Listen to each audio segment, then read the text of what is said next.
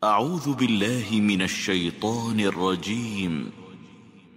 بسم الله الرحمن الرحيم.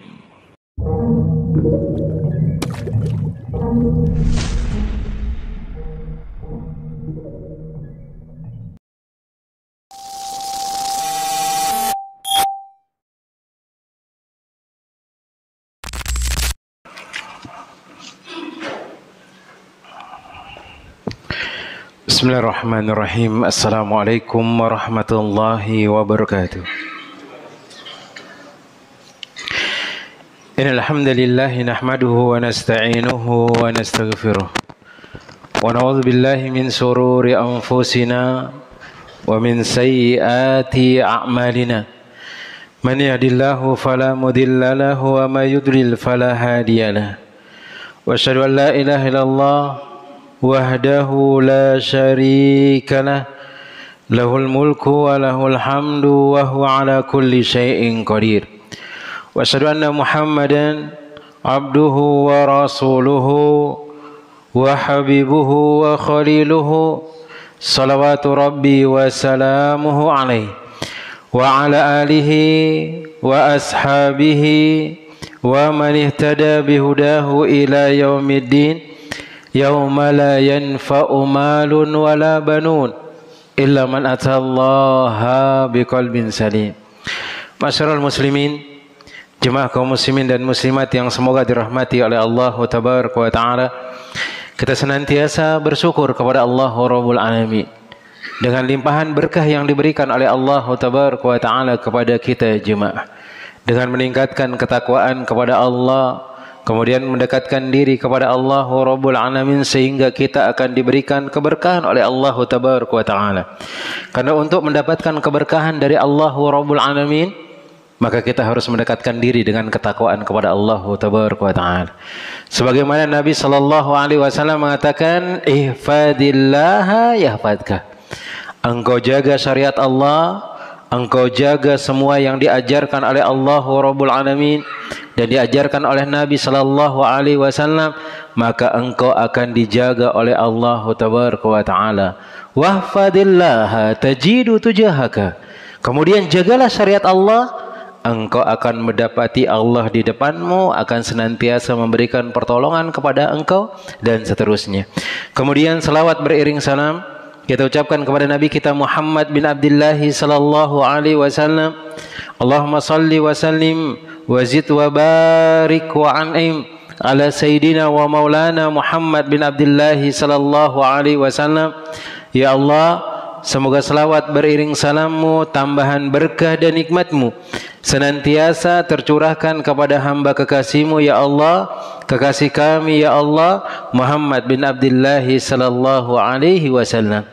Jemaah yang semoga dirahmati oleh Allah tabaraka wa taala, alhamdulillah pada kesempatan malam hari yang berbarokah ini kita bisa duduk, kita bisa melanjutkan pelajaran dan kajian kita, masih membahas kitab yang dituliskan oleh Al-Imam An-Nawawi Asy-Syafi'i rahimahullahu ta'ala, yaitu kitab Riyadhus Shalihin, taman orang-orang soleh, taman orang-orang yang mengharapkan keberkahan dari Allah, taman orang-orang yang akan diberikan surga oleh Allah Rabbul Alamin. Dan pada perjumpaan yang telah lalu kita sudah membahas Nabi sallallahu alaihi wasallam memerintahkan kita untuk mengajarkan kebaikan kepada orang lain. Amal ma'ruf nahi mungkar. Mengingatkan kebaikan kepada orang lain, kita akan mendapatkan pahala. Berapa orang yang mengikuti kita dengan kebaikan tersebut, maka kita akan mendapatkan pahala dari orang tersebut. Man dalla ala khairin falahu mislu ajri fa'ilihi. Barang siapa yang mengajarkan kebaikan dikerjakan oleh orang lain, maka kita akan mendapatkan pahala dari apa yang dikerjakan, dari kebaikan yang kita sampaikan. Tapi ingat, Al-Imam An-Nawawi menyebutkan dalam bab yang berikutnya, bab yang ke-24, beliau mengatakan taghlidu uqubatin man amara bi ma'rufin aw naha an munkarin wa khalafa qawluhu fi'lahu. Beliau mengatakan ketika ada orang yang sudah memerintahkan kepada kebenaran, kemudian dia mencegah dari perbuatan yang mungkar, maka dia harus berhati-hati. Kata beliau, taglidul uqubah, ada siksaan yang berlipat ganda bagi orang yang memerintahkan kebaikan, dia mencegah dari perbuatan yang mungkar, tapi ucapannya diselisihi oleh perbuatannya. Diselisihi oleh perbuatannya. Dia memerintahkan orang untuk sholat, dia meninggalkan sholat. Dia memerintahkan orang untuk meninggalkan perbuatan haram, misalnya mencuri, minum khamar, kemudian mengkonsumsi barang-barang terlarang, ternyata dia melakukan hal tersebut, maka dosanya dilipat gandakan oleh Allah Tabaraka wa Ta'ala. Begitu juga yang mafhum mukhalafahnya, yang dia adalah pemahaman sebaliknya. Apa itu? Ada orang yang mengetahui itu adalah perbuatan yang haram. Ada orang yang mengetahui ini adalah perbuatan yang dilarang oleh Allah Jalla Jalaluh, tapi ternyata dia mengajarkan orang untuk mengerjakan amalan tersebut. Sudah tahu dia berzina itu haram, dia mengatakan, oh bukan haram itu, halal itu, ayo kita berzina, begitu katanya. Atau mungkin dia tahu bahwasanya ini bukan dari Nabi Sallallahu Alaihi Wasallam, maka dia berdusta atas nama Nabi untuk menghalalkan apa yang dia kerjakan. Maka Nabi Sallallahu Alaihi Wasallam mengatakan, man kadzdzaba alayya falyatabawwa maq'aduhu minan nar. Barang siapa di antara kalian yang dia mengucapkan atau berdusta atas namaku, dia mengatakan qala Allah, qala Rasulullah Sallallahu Alaihi Wasallam, padahal tidak ada dalil dari Allah dan Rasulnya mengatakan. Misalnya ada orang mengatakan barang siapa yang dia rajin minum air putih, dia dijamin masuk surga. Berarti orang-orang yang suka minum kopi, suka minum sirup, nggak masuk surga dia. Dan dia mengatakan dari Nabi Sallallahu Alaihi Wasallam, dari Nabi Sallallahu Alaihi Wasallam. Bahkan ada ucapan-ucapan misalnya yang dia katakan qala Nabi Sallallahu Alaihi Wasallam, apa katanya, maqali seperti ini dan seperti itu, padahal bukan dari Nabi Sallallahu Alaihi Wasallam. Nabi SAW tidak pernah mengajarkan hal tersebut, tapi dia dengan lantangnya mengatakan qala Rasulullah Sallallahu Alaihi Wasallam. Kalau dia mengatakan dari ucapanku maqali nggak, terserah dia, ucapannya dia. Tapi kalau sampai menyangkut pautkan Nabi Sallallahu Alaihi Wasallam, karena beliau tidak pernah mengajarkan hal tersebut, maka kata Nabi Sallallahu Alaihi Wasallam, falyatabawwa maq'aduhu minan nar. Maka kita harus berhati-hati ketika menyampaikan kebaikan kepada orang lain, tuh jangan asal-asalan, jangan sekedar mau kita saja. Dan ini diantara azab yang ditunggu, yang akan diberikan kepada orang yang menyampaikan kebaikan tersebut, atau mungkin dia menyampaikan keburukan yang sejatinya itu diharamkan oleh Allah, kemudian dia mengharamkan hal tersebut. Maka Al-Imam An-Nawawi rahimahullahu ta'ala, beliau menyebutkan dalam firman Allah Tabaraka wa ta'ala surat Al-Baqarah ayat yang ke-44, kata Allah Jalla Jalaluh, atamuruna an-nasa bil birri wa tansawna anfusakum wa antum tatluna al-kitab afala ta'kilun. Apakah engkau memerintahkan kepada manusia untuk melakukan perbuatan baik, tapi kalian itu lupa dengan diri kalian, padahal kalian memegang Al-Quran, memegang hadis Nabi Sallallahu Alaihi Wasallam? Kenapa kalian tidak berakal? Maka ini tuntutan bagi orang yang memerintahkan kebaikan dan melarang dari perbuatan yang haram, maka dia juga harus mengamalkannya. Ketika dia mengatakan ini haram, ya jangan dikerjakan. Ketika dia mengatakan ini wajib hukumnya, maka dia kerjakan. Oh berarti kalau seperti itu Ustadz, ya sudah, kita nggak mau jadi da'i lah. Karena ternyata da'i ini disebutkan oleh Nabi Sallallahu Alaihi Wasallam salah satu bahan dari api neraka.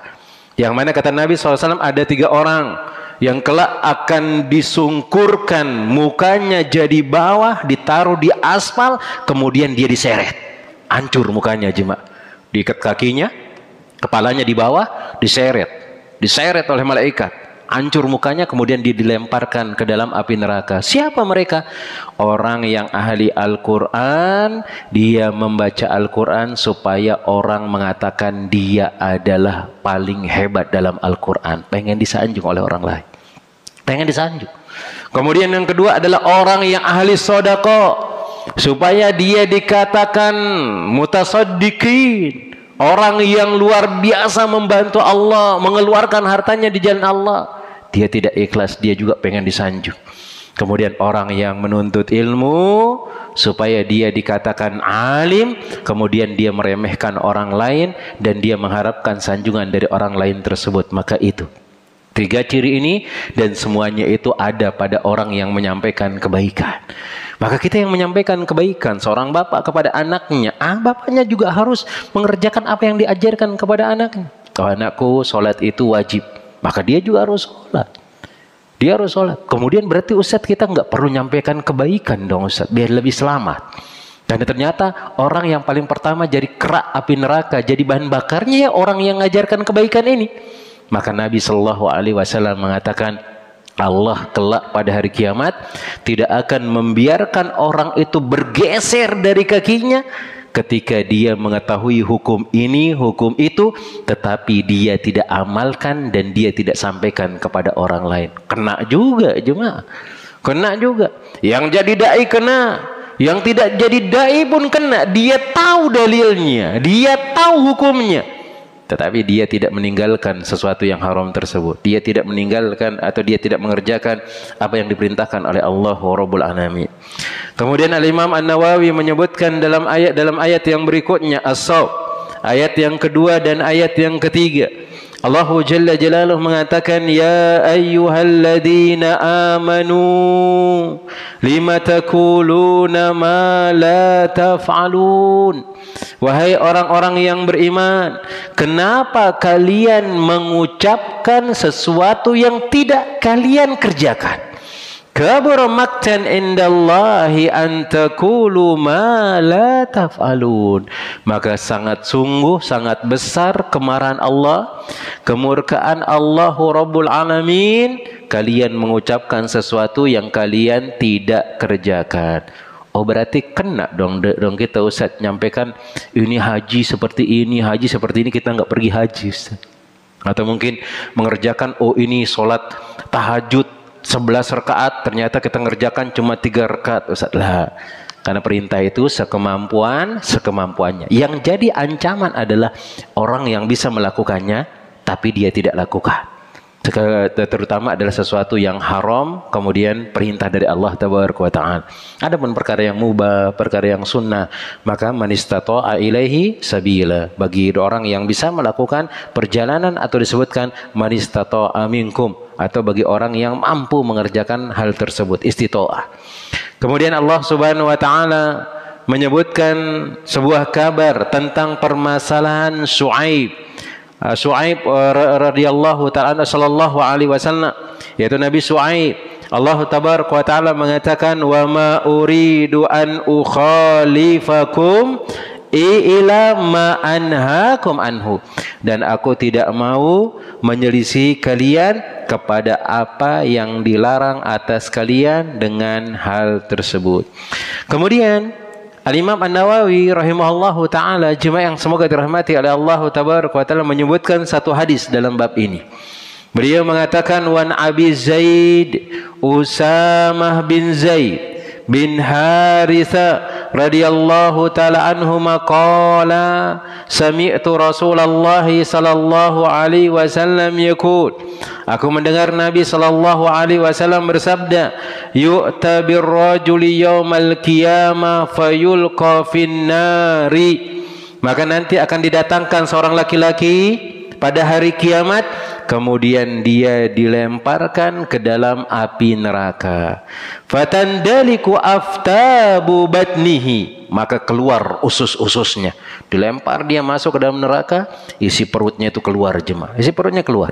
Wa yaduru biha kama yadurul himaru firraha. Maka dia seperti keledai. Yang dia keledai ini yang biasanya kalau orang-orang tuh membuat untuk menggiling biji-bijian.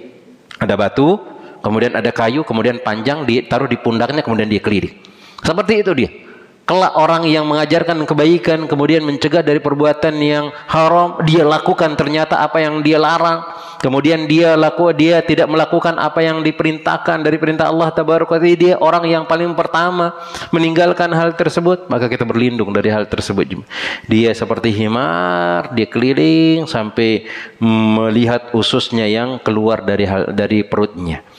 Fayajtami'u ilaihi ahlan nari fayaqulun. Maka orang-orang dari ahli neraka pun berkumpul melihat dia. Kemudian mereka mengatakan, ya fulan, malaka, wahai fulan, apa yang terjadi kepadamu? Alam takun ta'muru bil ma'ruf wa tanha 'anil munkar? Bukankah kalian atau bukanlah engkau dahulu memerintahkan kepada yang ma'ruf, kemudian mencegah dari perbuatan yang mungkar? Fayaqulu, maka laki-laki itu pun mengatakan, bala, iya. Kuntu amuru bil ma'rufi wa la atihi.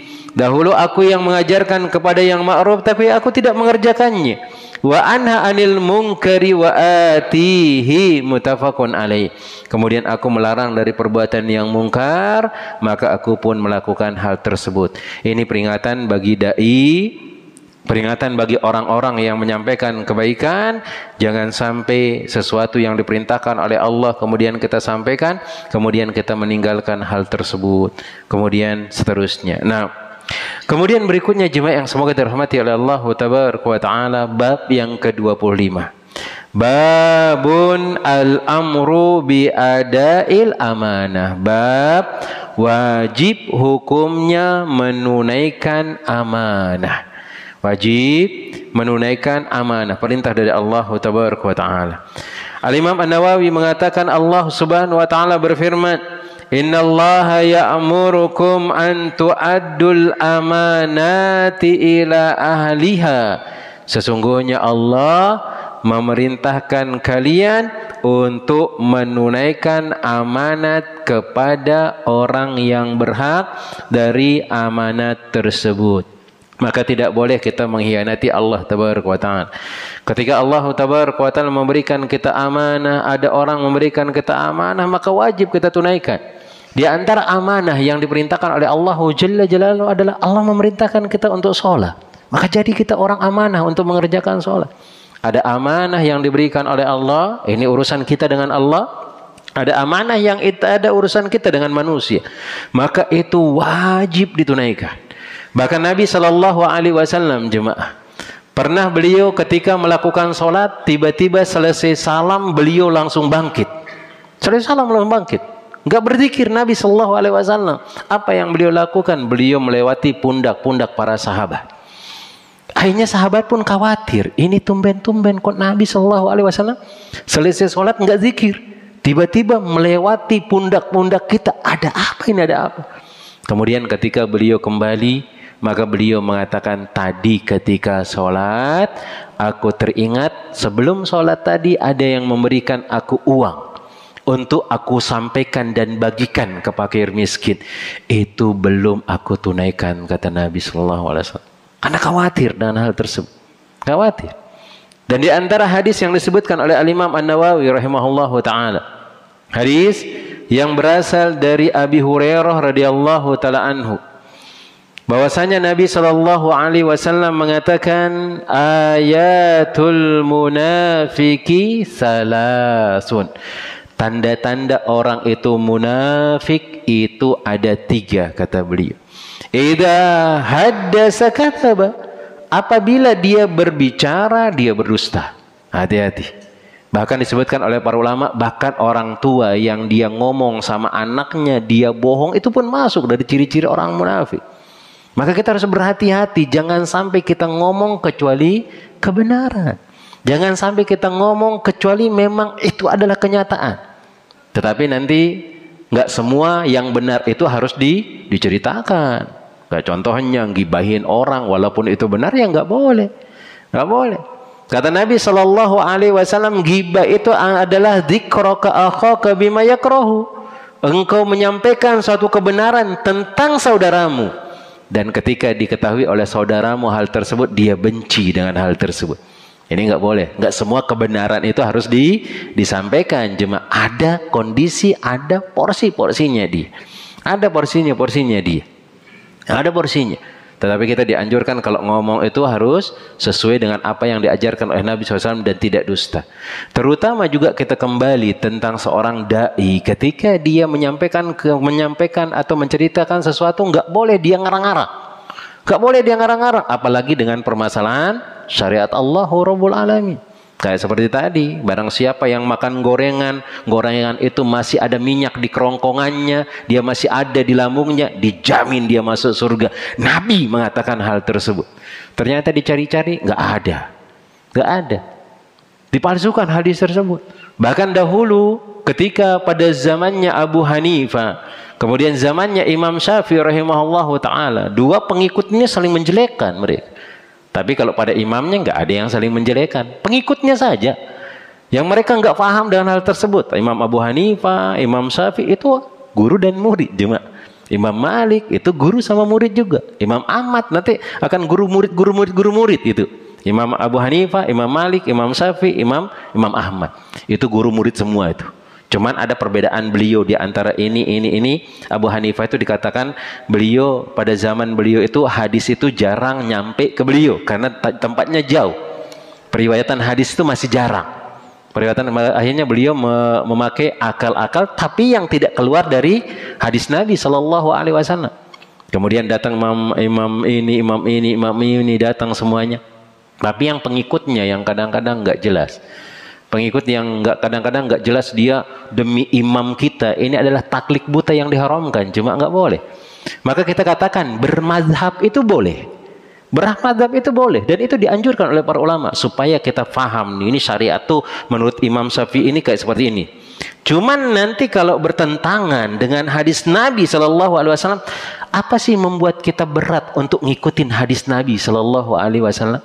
Atau bahkan penjelasannya mungkin lebih lengkap dan itu lebih sempurna. Kenapa kok yang kurang sempurna kita ikuti sedangkan yang sempurna kita jauhi? Contohlah misalnya cuma mungkin ini diantara perbedaan kita tapi sebagai pemahaman saja supaya kita paham. Apa itu? Ketika berwudu mengusap separuh dari kepala. Imam Syafi'i mengatakan boleh hal tersebut. Boleh. Tetapi diceritakan bahwasanya ketika waktu itu Rasulullah SAW menggunakan imamah. Orang-orang Arab itu kalau menggunakan imamah itu separuh kepalanya cuma kelihatan rambutnya. Akhirnya ketika dia wudu diusaplah separuh kepalanya, sisanya ke imamahnya. Ini yang dipraktikkan oleh Nabi SAW dalam hadis tersebut. Maka bolehnya mengusap separuh kepala itu kalau memang dia menggunakan imamah, dan imamah itu harus diikat cuma, harus diikat. Kalau sekarang kan banyak imamah yang sudah jadi tuh, yang sudah ditempel-tempel di peci yang bulat, dipakai langsung. Seperti itu. Kemudian ternyata kebiasaan Nabi Shallallahu Alaihi Wasallam ada beliau lakukan ketika tidak menggunakan imamah, disempurnakan diusap kepalanya sempurna.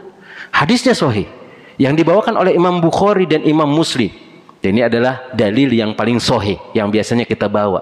Kata Nabi Shallallahu Alaihi Wasallam, beliau ngambil air dilepas.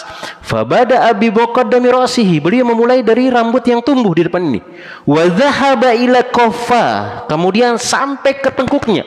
Wa radda ila makanil ladzi bada'a minhu. Kemudian dibalikin lagi ke depan. Itu kebiasaan Nabi Shallallahu Alaihi Wasallam ketika beliau tidak menggunakan imamah. Maka ketika kita sampaikan hal tersebut, oh kita beda madhab. Anda mau cari madhab siapa? Nabi Shallallahu Alaihi Wasallam. Maka silakan, kita beda pendapat boleh. Tapi kalau ada seperti itu, oh dari Nabi kah? Iya. Bismillah, insya Allah kita akan lakukan, kita akan amalkan. Selesai masalah. Selesai masalah. Maka berhati-hati dengan hal tersebut. Maka silakan kita bermadzhab, ini dianjurkan oleh imam kita, terutama Imam Syafi'i rahimahullahu taala. Cuman beliau mengatakan, "Lau sohal hadis fahuwa madhabi." Kalau hadisnya sahih, itu madhabku. Berarti semua hadis sahih yang mungkin ada selisih sedikit dengan beliau, itu juga madhabnya beliau. Jangan dibuang, satu diambil, satu dibuang. Enggak, ambil dua-duanya. Antum pakai imamah, ya sudah, separuh rambut kena, sisanya diusap. Antum nggak pakai imamah, usap semua kepala antum, selesai. Usap kepala kita semua selesai. Itu dia maksudnya jemaah. Kita kembali lagi. Maksudnya di sini adalah banyak orang-orang pada zaman dahulu itu terlalu taklid sama pengikutnya. Akhirnya dia nggak mau kalah dengan yang lainnya. Akhirnya pengikut dari Abu Hanifah itu buat hadis dia jemaah untuk menyindir Imam Syafi'i rahimahullahu taala. Maka dia mengatakan sayakunu qala Rasulullah sallallahu alaihi wasallam sayakunu fi akhiriz zaman rajulun ismuhu Muhammad bin Idris wa huwa asyaddu minal iblis. Dia ngomong kayak seperti itu. Apa artinya jemaah? Apa artinya? Pengikut Abu Hanifah mengatakan nanti pada akhir zaman itu akan datang seorang laki-laki namanya adalah Muhammad bin Idris. Siapa Muhammad bin Idris? Imam Syafi'i rahimahullahu ta'ala. Dan dia lebih buruk daripada iblis, kata pengikut dari kalangan Abu Hanifah. Maka ini nggak boleh kita membuat hadis untuk membanggakan diri kita, kemudian membodoh-bodohi masyarakat supaya masyarakat itu banyak dan yang lainnya. Bahkan ada orang mengatakan air ludahnya itu berkah. Berkah, dibuka mulutnya, diludahin, kemudian digosok oleh jemaah. Supaya apa? Supaya dia bisa bahasa nah, makoli. Supaya jadi generasi penerusnya. Ada jemaah itu. Padahal yang punya keberkahan itu cuman Nabi SAW. Selesai Nabi itu nggak ada. Karena kalau seandainya setelah Nabi itu ada keberkahan, orang-orang akan datang ke Abu Bakar, orang-orang akan datang ke Umar, orang-orang akan datang ke Utsman, orang-orang akan datang ke Ali, ke para sahabat yang lainnya. Tapi nggak ada. Tapi nggak ada orang mengambil hal tersebut. Tiba-tiba kita baru-baru datang mengatakan ini berkah, itu berkah, dan yang lainnya. Nah, kemudian jemaah yang semoga dirahmati oleh Allah Tabaraka, kita kembali kepada hadis Nabi sallallahu alaihi wasallam. Beliau mengatakan di antara tanda-tanda kemunafikan seseorang itu ada 3. Kalau dia ngomong dia dusta. Kalau dia ngomong dia dusta. Maka kalau antum sering dengar dia ngomong dusta terus, sudah nggak usah ambil pelajaran dari mereka, nggak usah. Karena dia membodohin kita. Ya Ustadz, kan dia Ustadz juga. Iya, tapi dia membodohin kita. Mengatakan Nabi SAW mengatakan hal ini, tapi nggak ada. Soalnya ini adalah masalah agama jemaah. Masalah agama itu tidak boleh kita main-mainkan. Adapun kalau cerita-cerita entah apalah, mau antum terserah antum lah. Walaupun itu juga tidak boleh. Bercerita aneh-aneh, misal dahulu kala seperti ini. Padahal dahulu kala dia nggak ada pula jemaah, belum lahir. Tiba-tiba dia sudah dahulu kala. Oh, pada zaman saya sudah hidup pada zaman tersebut. Pada zaman tersebut dia hidup pada zaman Majapahit. Padahal dia umurnya kemarin dia lahirnya tahun 80 jemaah. Majapahit, kapan tahun Majapahit itu? Dia mengada-ngada cerita. Itu pun sejatinya tidak dibolehkan. Kemudian yang berikutnya kata Nabi sallallahu alaihi wasallam, wa idza wa'ada akhlafa. Kalau dia janji dia mengingkari. Ini hati-hati. Tanda kemunafikan seseorang yang Allah akan benci, akan laknat mereka tersebut. Dia berjanji, ternyata mau ngutang ini tiba-tiba hilang. Ada orang-orang kadang-kadang mengatasnamakan Allah, demi Allah ana mau ngutang nanti ana bayar. Tiba-tiba pas waktu tempo hilang. Hilang dia jemaah, nggak tahu entah kemana dia hilang. Dicari-cari nggak ada. Ini orang nipu memang, ini janji, hati-hati. Kalau seandainya nggak bisa membayar misalnya tepat waktu, maka minta udzur kepada orang tersebut. Kemudian yang berikutnya, wa idza tumina khona. Kalau dia diberi amanat, dia berkhianat. Seorang pemimpin, dia diberikan amanat untuk menjaga rakyatnya. Demi Allah, kelak pada hari kiamat, kalau dia tidak menunaikan amanat tersebut, dia akan disiksa oleh Allah Rabbul Alamin. Hati-hati. Maka pemimpin itu berat jemaah. Bahkan Nabi SAW mengatakan Abu Dzar kalau enggak salah, atau mungkin sahabat yang lain, ya Abu Dzar la tas'alil imarah, jangan engkau minta kekuasaan, kata Nabi SAW. Karena orang kalau sudah di atas kekuasaan itu susah, dia jemaah susah. Awalnya mau mengatur ini, tapi ujung-ujungnya dia lemah karena enggak dibantuin oleh Allah Tabaraka wa Ta'ala. Dan banyak kita lihat ada orang-orang menjanjikan ini, menjanjikan itu. Ketika dia naik menjadi pemimpin kita, mereka tidak mengerjakan apa yang dia ucapkan. Itu kelak pada hari kiamat dia akan dicampakkan oleh Allah Tabaraka wa Ta'ala. Dia akan diseret kemudian dimasukkan ke dalam api neraka. Maka kita menjadi pimpinan itu hati-hati, berusaha untuk adil. Dan kalau adil jemaah, ada keutamaan yang dia dapatkan. Kata Nabi SAW, sab'atun Yudhilluhumullahu yauma la dhilla illa dhilluh. Ada 7 golongan yang Allah akan naungi tatkala tidak ada naungan kecuali naungan dari Allah tabaraka wa taala. Allah akan kasih minum dia. Allah akan jaga dia. Allah tidak akan azab dia. Siapa mereka? Al-imamul adil, imam yang adil, yang dia berusaha untuk adil. Yang dia berusaha mencari ini, mencari ini, mencari ini, dan kita harus adil. Kita harus adil. Begitu juga seorang pegawai juga dia harus amanah. Nggak boleh dia mengambil sesuatu yang bukan diperintahkan oleh ketuanya, misalnya oleh pimpinannya. Kerjakan. Amanah sesuai dengan amanah. Pengajar, guru, ustadz mungkin yang dia berada di pondok pesantren, ketika diamanai untuk ngajar. Ketika diamanai untuk ngajar. Nyampaikan kebaikan, maka sampaikan kebaikan. Maka ini dia, wa tu'addul amanah. Begitu juga mungkin ada orang yang nitip barang kepada kita. Kemudian ketika diambil, kasih jemaah. Kasih jemaah. Dan kita harus bersabar dengan hal tersebut. Dan amanah untuk orang atau kepala rumah tangga itu adalah istri dan anak-anaknya jemaah.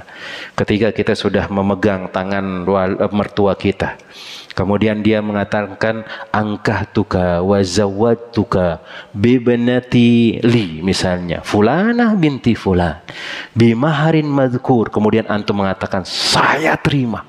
Maka Allah Jalla Jalaluhu mengatakan faqad akhadtum mitsaqan ghalidha.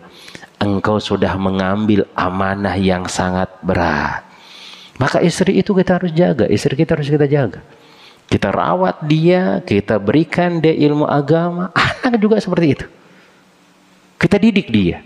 Karena itu adalah amanah dari Allah Tabaraka wa Ta'ala. Jangan sia-siakan dia sehingga dia bermanfaat bagi kita di dunia dan di akhirat. Kemudian ketika Allah ngambil amanah, ya sudah, kita harus ridho dengan hal tersebut. Kita harus ridho dengan hal tersebut. Kemudian yang lainnya ya seperti ada orang nitip barang kepada antum, oh nanti saya akan ambil, dia percaya kepada kita, ya sudah. Nanti kalau dia ambil kita kasihkan. Sudah berpuluh-puluh tahun dia nggak ngambil, ya sudah biarin aja gitu. Nah, nanti kalau dia datang maka dikasihkan dia.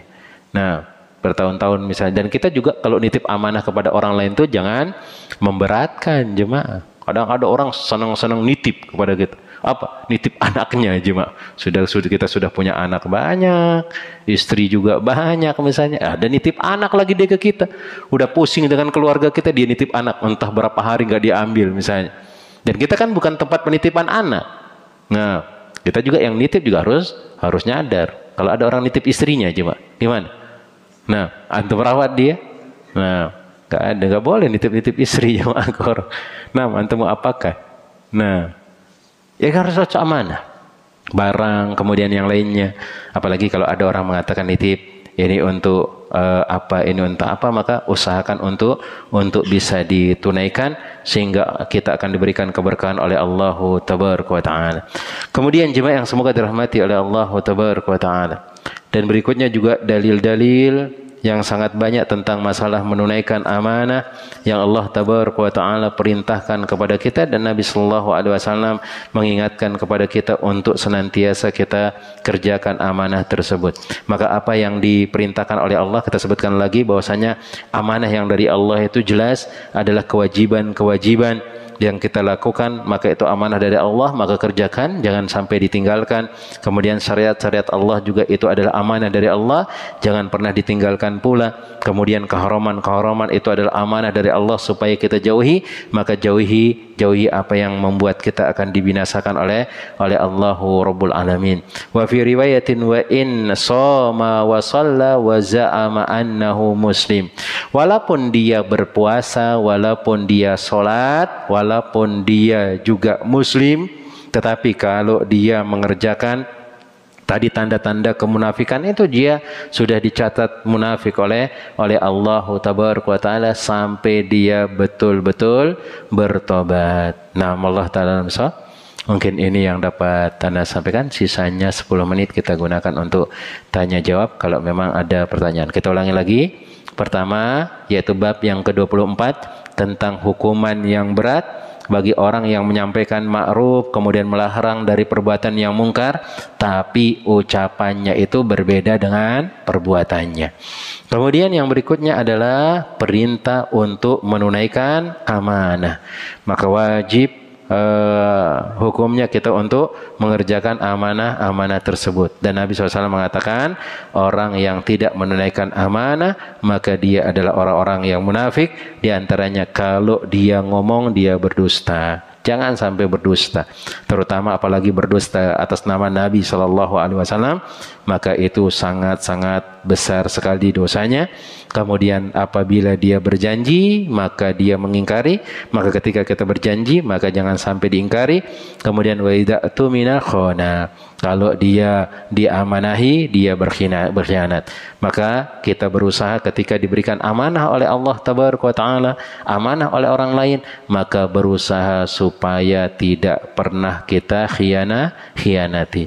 Wallahu ta'ala alam bissawab. Mungkin ada pertanyaan, fadhal, berkaitan dengan materi kita, atau mungkin ada yang lain yang ditanyakan. Nah, tinggal sebelumnya tidak sempat mau saya tanyakan. Ini terkait mencegah kemungkaran, Ustadz. Ini pengalaman pribadi ya. Ya mungkin kalau di kantor itu kita bisa lihat teman kita, misalnya ngeprint untuk keperluan pribadi, padahal itu ngambil punya kantor ya, ke beberapa lembar kertas lah.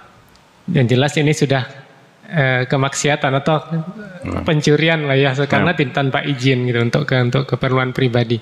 Sedangkan untuk saya mau menegur tuh kadang nggak enak, Mas, sungkan gitu, apalagi lebih senior gitu ya. Ya lebih takut menjaga hubungan lah, takut nggak enak perasaan atau gimana gitu. Apakah itu masuk ke selemah-lemahnya iman, Ustaz? Seperti demikian, Ustaz. Jemaah, di sini ada pertanyaan. Kita ada teman kantor yang mana kan amanahnya itu ya bekerja di kantor sesuai dengan prosedur. Tiba-tiba dia mau ngeprint sesuatu untuk urusan pribadi, atau mungkin mengambil barang yang nggak kepake di sana untuk urusan pribadinya. Apakah yang dibolehkan? Sebenarnya ini kembali kepada aturan yang di kantor, jemaah. Uruf yang di kantor. Kalau pimpinan membolehkan hal tersebut, aman. Pimpinan membolehkan hal tersebut, aman. Kalau mereka mengatakan, ya barang-barang yang nggak digunakan, fadol, karyawan boleh memanfaatkannya. Atau mungkin kalau hanya sekedar print untuk urusan pribadi misalnya dan yang lainnya, selembar 2 lembar tidak jadi masalah. Yang penting jangan sampai 500 lembar misalnya. Satu itu dipakai. Kalau itu urufnya sudah biasa hal tersebut, maka itu tidak jadi masalah. Contohnya kita di pondok, jemaah. Kadang-kadang kita mau pergi khutbah Jumat, jemaah, nggak ada tes. Kita mau buat tes persiapan.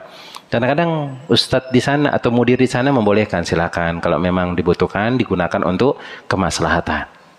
Dan ini urusan pribadi sebenarnya itu. Karena yang khutbah Jumat kan perorangan, dia keluar kemudian menyampaikan ke khutbah di sana, bukan untuk ngeprint urusan pondok misalnya. Kalau kebiasaan di sana membolehkan, sudah uruf berjalan hal tersebut, maka boleh. Tapi kalau tidak, maka itu hukumnya adalah haram. Kemudian gimana, Ustaz? Di perusahaan kita nggak membolehkan hal tersebut. Ada larangannya, bahkan ada tulisannya. Bahkan di MOU-nya apalah gitu ada, nggak boleh pegawai itu ngeprint 1 lembar pun di sana. Disampaikan di sana. Kita mau cegah pakai tangan, dia senior kita. Mau ngomong, kayaknya kalah juga kita ngomong. Apakah boleh kita ingkari dengan hati? Boleh antum ingkari dengan hati. Karena mengingkari kemungkaran itu ada 3 caranya, jemaah, kata Nabi SAW. Idza ra'a minkum munkaran falyughayyir biyadihi. Engkau rubah dengan tangan engkau. Ini bagi yang punya kekuasaan. Karena kalau kita yang ngerubah susah. Ada orang mabuk tetangga kita, antum tampar dia. Oh, nggak akur antum sudah. Tapi kalau Pak RT dipanggil, Pak RT atau Pak polisi, dia ada kekuasaannya. Datang kemudian dipukul. Nggak berani dia macam-macam. Oh maaf Pak, besok nggak akan diulangin lagi. Aman. Karena dia memiliki kekuasaan. Kalau kita kan kayak istri kita, ke anak kita boleh. Cuman ya pukulan ghairu mubarrihin. Pukulan bukan untuk menyakiti, jemaah. Tapi untuk mengingatkan dia bahwa dia salah. Kemudian yang kedua, kalau nggak bisa dengan lisan. Karena kita kan nggak mungkin tetangga kita tampar, jemaah kan. Kita pukul misalnya, nggak mungkin. Dengan lisan sampaikan. Dan itu pun dengan lisan itu harus lihat kondisi, jemaah. Lihat kondisi. Nggak semua orang itu senang ketika antum lihat ada orang mabuk, speaker masjid. Fulan bin Fulan tadi malam mabuk dia mencuri. Tambah jengkel juga dia, nanti barang kita hilang semua kayaknya, jemaah. Ya dipanggil, pegang tangannya, nasihatin dia. Kalau antum nggak bisa dengan lisan itu, laporin ke Pak RT, Pak seperti ini. Ini juga dengan lisan. Nanti perwakilan ke Pak RT ngomongnya. Nanti Pak RT manggil dia berdua-duaan, kemudian disampaikan. Alhamdulillah. Kalau nggak bisa sama sekali, karena memang kita pendatang jemaah, mau lapor Pak RT pula nggak dianggap, misalnya ya antum pendatang gitu. Kemudian sering ada ini nggak bisa, tuh antum ingkari dengan hati. Nah, itu selemah-lemah iman. Maka yang mengetahui porsi antum mampu atau nggak mampu itu diri antum sendiri. Kita sendiri yang mengetahui. Jangan paksa, harus nasihatin dia. Ente kan ustadz. Ya walaupun ustadz tuh kadang-kadang ngomong ke orang lain tuh nggak bisa jemaah. Nggak bisa. Ya sesuai dengan kondisinya. Nah, sesuai dengan kondisinya. Ada orang yang bisa, ada orang nggak bisa. Dan orang yang tahu kondisi tersebut kita sendiri. Nah, jangan kita mengatakan ini dan seterusnya. Allah Ta'ala alam sahab. Nah, ada yang lain? Fadhal. Masih 4 menit lagi. Kalau nggak ada kita cukupkan. Nah, jemaah yang semoga dirahmati oleh Allah Tabaraka wa Ta'ala. Kalau nggak ada kita cukupkan. Sebelumnya bahwasanya Allah Jalla Jalaluhu menyebutkan inna iddatas syuhuri indallahi isna asyara syahran fi kitabillah minha arba'atun hurum dzalika dinul qayyim fala tadzlimu anfusakum. Allah Subhanahu wa Ta'ala itu memiliki 12 bulan. Tetapi di 12 itu ada 4 yang haram. 4 yang haram itu apa maksudnya? Orang itu tidak boleh dia melakukan perbuatan haram karena dosanya akan dilipat gandakan. Ketika dia melakukan kebaikan, dia akan dilipat gandakan juga kebaikannya. Dan sekarang kita berada di salah satu bulan haram tersebut. Alhamdulillah, kemarin dan hari ini bagi yang sudah puasa, alhamdulillah dia sudah menjalankan sunnah Nabi SAW yang pahalanya itu bisa menghapus 1 tahun yang telah lalu, yaitu puasa Asyura. Tetapi amalan soleh itu bukan sampai tanggal 10 jemaah. Lah, tanggal 11, 12 sampai tanggal 30 selesai bulan Muharram itu lanjutkan amalan yang bisa dikerjakan. Karena akan dilipat gandakan. Dan Nabi SAW mengatakan afdalus saumi au siyami ba'da Ramadan syahrul Muharram. Sebaik-baik puasa setelah bulan Ramadan itu adalah di bulan Muharram. Itu enggak ditentukan cuman sampai tanggal 10 saja, enggak. 11 dan seterusnya. Menunjukkan di sini amal soleh di bulan Muharram itu besar pahalanya. Dan Muharram itu enggak ada kesialan-kesialan jemaah. Banyak orang mengatakan, kalau sudah masuk suro itu nanti jin-jin akan keluar, genderuwo akan keluar, kesialan. Enggak ada jemaah, enggak ada. Dalam syariat kita enggak ada. Dan Nabi SAW melarang hal tersebut, enggak boleh. Karena kenapa? La tasubbu dahra fa innallaha huwa dahr. Jangan kalian mencela waktu, jangan kalian mencela bulan, mencela hari, mencela jam, mencela menit, mencela bulan-bulan yang lainnya, tahun-tahun yang lainnya, karena Allah yang mengatur hal tersebut. Berarti kalau kita nyela bulan, nyela hari, nyela mungkin minggu, berarti kita sama seperti mencela Allah Tabaraka wa Ta'ala. Dan di antara jemaah sifat orang masuk surga tanpa azab dan tanpa hisab, tanpa azab itu adalah kata Nabi SAW, humul ladzina la yastarkun wa la yaktawun wa la yatatayyarun. Dia tidak tatayyur, menganggap sial, enggak perlu. Jangan sampai kita menganggap sial ini, itu dan yang lainnya. Ada misalnya ular masuk ke dalam rumah, sial besok ada orang mati, ada gagak di atas rumah, seperti itu nggak boleh. Maka di bulan Muharram ini jemaah, amalan soleh itu kerjakan, apapun amalan tersebut, walaupun remeh, karena bisa jadi yang remeh itu yang akan membuat kita dimasukkan oleh Allah Tabaraka wa Ta'ala ke dalam surga Allah Tabaraka wa Ta'ala. Karena Imam Mubarak mengatakan, fakam min amalin sagirin tukabbiruhu niyyah wa kam min amalin kabirin tusaggiru niyyah. Betapa banyak amalan kecil Allah buat besar karena niat. Betapa banyak amalan besar dibuat kecil oleh Allah karena niat. Mungkin punya duit 100 cuma 1000, ada kotak amal, nggak ada kita lihat ke kiri kanan, nggak ada yang lihat, antum masukin. Ikhlas karena Allah Tabaraka wa Ta'ala. Itu lebih berharga daripada antum nyumbang kemudian berharap tiap Jumat disebut namanya. Fulan bin Fulan 100 juta. Antum busungkan dada antum, anak itu. Itu nggak ada apa-apanya, jemaah. Maka amalan apa yang bisa antum kerjakan, semakin ikhlas dalam mencari nafkah untuk anak istri, itu akan dilipat gandakan oleh Allah Tabaraka wa Ta'ala. Ucapan-ucapan yang baik pun akan dilipat gandakan pahalanya oleh Allah Rabbul Alamin. Nama Allah Ta'ala bisawab. Semoga Allah Tabaraka wa Ta'ala terus menolong kita urusan dunia dan akhirat kita, kemudian menjadikan kita orang-orang yang terus taat kepadanya dan memasukkan kita, keluarga kita, anak-anak kita, istri-istri kita, dan orang-orang yang kita cintai ke dalam surga Allah Rabbul Alamin.